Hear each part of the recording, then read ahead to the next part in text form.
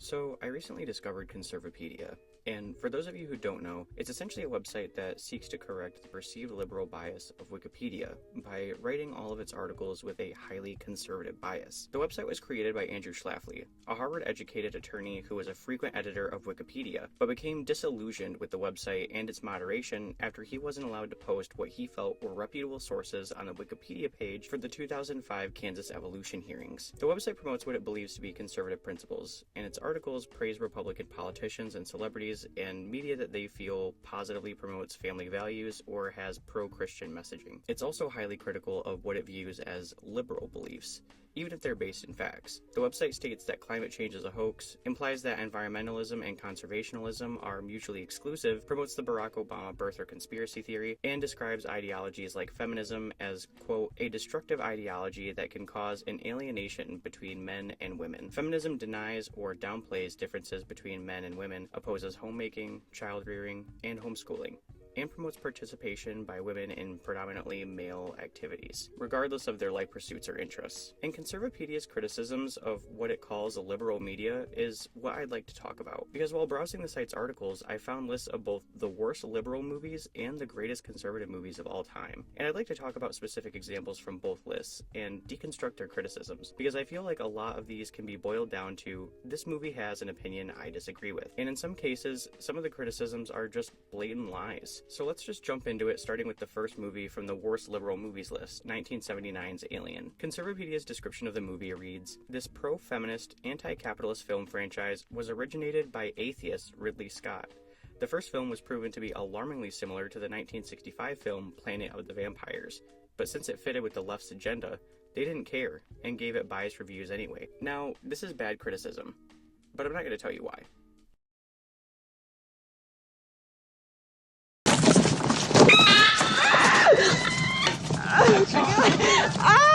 Just kidding, but you get the idea, right? This explanation doesn't state what specifically about the film is pro-feminist or anti-capitalist. It expects you to agree and remain unquestioning. I mean, the movie is pro-feminist and anti-capitalist, and I disagree with the website that these make Alien a bad movie, but since they didn't tell you why the movie is anti-capitalist and pro-feminist, I guess I will. The Alien franchise is based around this specific species of alien, called xenomorphs. Towards the end of the first movie, Sigourney Weaver's character Ripley discovers that the company she and her crew worked for intentionally had them sacrificed so that they could get their hands on a xenomorph, to study it and figure out how they could utilize its abilities for developing new technology. And you know what? Maybe they're right. This movie features a massive company endangering human lives and then later being directly responsible for those deaths in the name of furthering its own corporate interests. And that's just cartoonishly evil. It's not like that happens in the real world. Oh. So did you guys know that Chiquita Banana funded paramilitaries in Colombia that would threaten landowners to sell their property for less than it was worth under threat of death? And in the time they've been funding these military groups, their land holdings in the region have grown. And that in June of 2024, the company was found liable for the murder of 8 men who worked on their plantations. And that earlier this year, after that Alaska Airlines flight had a hole blown out of it, Boeing whistleblowers stated that the production of the 787 and the 777 was being mishandled. A report that came after the fatal crashes in 2018 and 2019 left a total of 346 people dead, and how employees such as senior manager Ed Pearson left the company because the attitudes of the higher-ups towards cutting costs and saving money on the bottom line created doubts that anyone at the top had anyone's safety on their minds. Oh, and that in 2020, Pacific Gas and Electric pleaded guilty to 84 counts of manslaughter after their faulty electrical wires caused the 2018 Camp Fire in California. I could go on and on with these, by the way. The point is, while Alien does have anti-capitalist messaging, this specific message has a basis in reality. If there's anything that we can consistently see when it comes to completely open and self-regulatory markets, it's that the owners and upper managers of these publicly traded companies will do anything to save money on their bottom line to look good for their shareholders. And when the companies are allowed to regulate themselves, they'll cut through safety and human rights laws to do it. But what about the pro-feminism messaging of this movie? Like I said before, I don't disagree with the observation, but along with disagreeing with Conservapedia's take on feminism, I also disagree that this makes the film worse. Ripley is shown to be an incredibly capable person throughout the movie. She's great at thinking on her feet, she's intelligent, she seems to be competent at her job with the way that she follows hierarchy and protocol, and she always trusts her instincts. Quite frankly, a grade A badass, and there's a reason why she gets lumped in with a lot of these action heroes of the 70s and 80s. Whereas Conservapedia would would have you believe that feminism wants to downplay the differences between men and women and eventually bring women to the top of a new social paradigm. It really is about equality. And yes, I realize that's a pretty big oversimplification of feminist ideology. And even within feminism, you have different factions that agree and disagree with each other over a myriad of issues. But this critique also oversimplifies feminism to such an extent that I guess pro-feminism for Conservapedia is any woman who proves to be a more interesting or competent character than the average bland love interest that serves no other purpose in the story. Moving on, the next film I want to talk about is James Cameron's Avatar. The description for the movie reads, "The highest grossing feature in history, directed by liberal James Cameron, enforces many destructive messages, including environmentalism, feminism, and the absurd claim that nature is God. The overall plotline hints at endorsing environmental terrorism,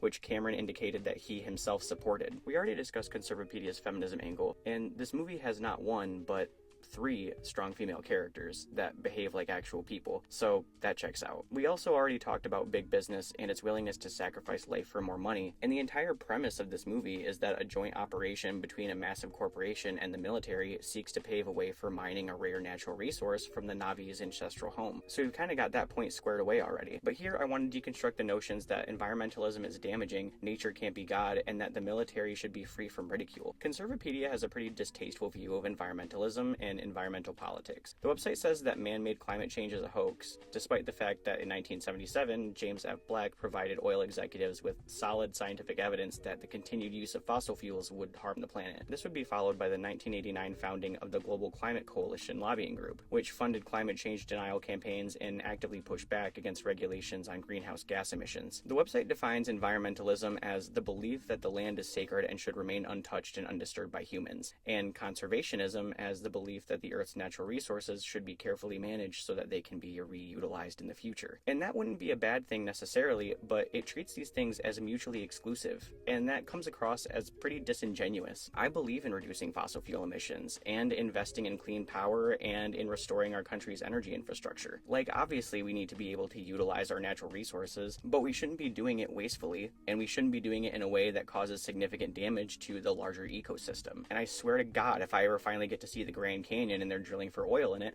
I will blow up the sun. It's just weird to me that it treats conservationism as a uniquely conservative belief. Conservapedia also says that Avatar ridicules the military, but other than the fact that the military, along with the mining company, are the main antagonists, I don't quite see how. Is it because the military displaces native people in the name of corporate interests? Because, like, the American military does do that in real life. I mean, like, from the beginning of our history, obviously, but more recently, remember the Keystone Pipeline protesters at Standing Rock who were assaulted by the National Guard over the course of 9 months from April 2016 to May 2017? We also have the entirety of the wars in the Middle East, but mainly the invasion of Iraq in 2003 that resulted in a war that killed over 7,000 civilians because the Bush administration got bad intel that Saddam Hussein was both armed with weapons of mass destruction and funding Al-Qaeda, both things that ended up being untrue. I also don't agree with the notion that you can't criticize something that you're generally okay with. And I say this as somebody who is very much against the military and the military-industrial complex. I'm just saying that from a conservative mindset, even if you love the military, why does that mean it's immune to criticism when the institution does something wrong? Shouldn't your love or devotion to this institution mean that you have a greater urge to see positive change from within it? And if your answer to that is yes, then why do you react to the criticism it receives so negatively? If a piece of media is using real life as inspiration, shouldn't it make you think about the changes that could be made to those institutions to make them better? Or do you lack faith in them so much that you can't bear to think about the critique for too long before the veil is lifted and you finally start thinking those dirty leftist thoughts? And finally, we reach the statement that it's ridiculous to assume that nature can be God. And look, I'm not religious at all, so I can't exactly look at this from the same angle as Conservapedia. But if God created everything and everyone, including the entire world that we inhabit, then isn't nature God in a way? Or at the very least, it's a refuge for our species in the cold, dark vacuum of the universe, hand-created by God specifically for us. And if that's the case, don't we have an obligation to take care of it? Oh shit, look at that, it's all coming together. Furthermore, this seems to be operating under the assumption that religion would function exactly the same if an alien world with intelligent life were discovered. You don't think that that would create a major shift in all global religions? The Christian God doesn't exist in every movie, you know that, right? Alright, so the next movie that we're going to talk about is the one that inspired me to make this video, and it pissed me off really badly. Rosemary's Baby is on the list of worst liberal movies for the most insane of reasons, but before I can give you Conservapedia's description, I have to give you context. So I actually talked about this movie last year in my greatest horror movies of all time video, and if you haven't watched that, you should definitely give it a try. But in short, Rosemary's Baby is about a pair of newlyweds, Rosemary and Guy Woodhouse.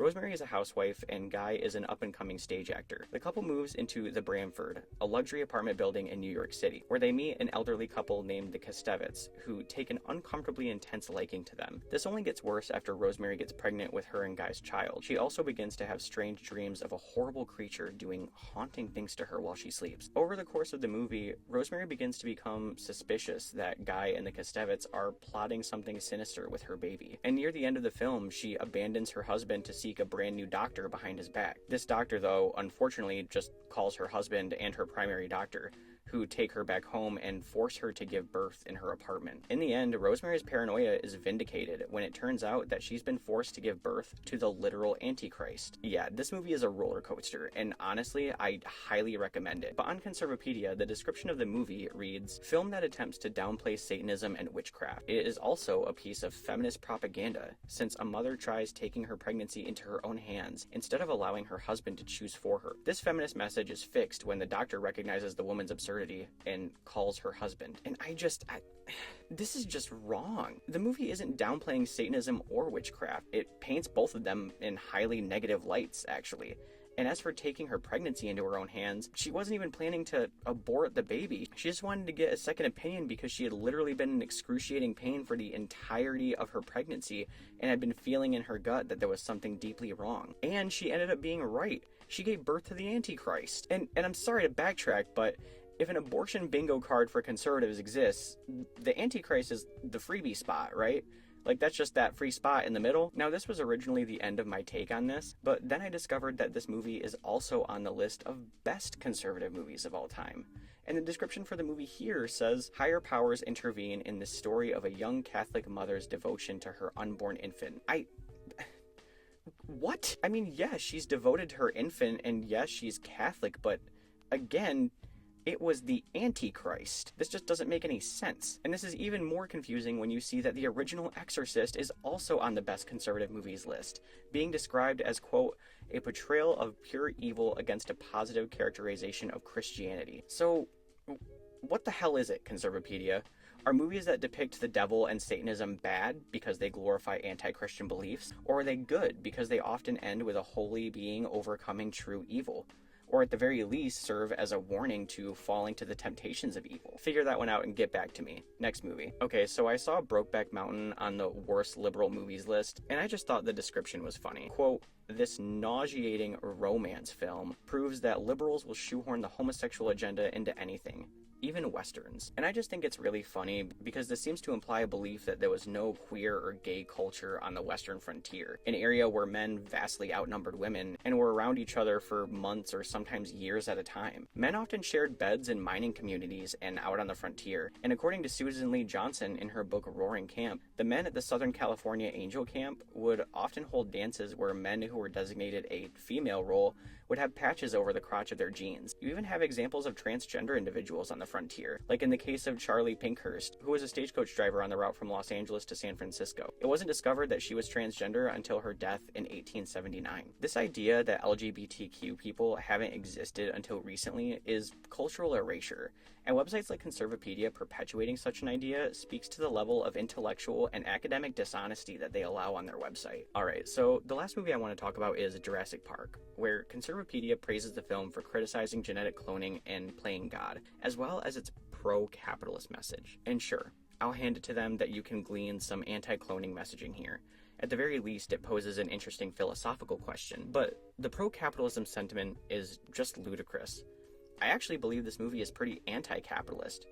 I mean, the entire second half of the movie only happens because Nedry, an underpaid and underappreciated computer scientist, dies trying to sell secrets to InGen's competitor. And he does this because John Spare No Expense Hammond, the billionaire who's bringing dinosaurs back from extinction, runs most of the facility on a skeleton crew to save as much money as possible so that he can spend more on the spectacle of everything, which will bring in more people and thus more money. He's made out to be better in the movie than he was in the book, but the deaths of every single person in this movie are his responsibility. He could have invested more in security systems and protocols, especially when multi-ton killing machines are in the mix, but he didn't. And those are all the movies that I have the energy to talk about. And what was it all for? Why did I just take 20 minutes out of your day to have you listen to me talk about this? Well, I felt the need to say something here because I feel like the sort of criticism offered by Conservapedia, and indeed conservative media as a whole, has this problem of being disingenuous or being in bad faith. But I feel like many people these days lack media literacy or aren't open-minded enough to consume art that they may disagree with and form critical thoughts and opinions about why they disagree with the messaging. I'm not saying that I haven't seen art with conservative messaging that I haven't enjoyed. It's okay to just not like a piece of media as well. That's fine. But if the reason you don't like something is because something about it makes you feel uncomfortable or makes you feel anything at all, I would encourage you to sit with that feeling and think about why and what it might do to challenge your worldview. If you're still here, wow, good job there, bud. If you haven't already, please be sure to subscribe. That really helps me out a lot. And as always, my name is Isaiah, and thank you so much for watching my video.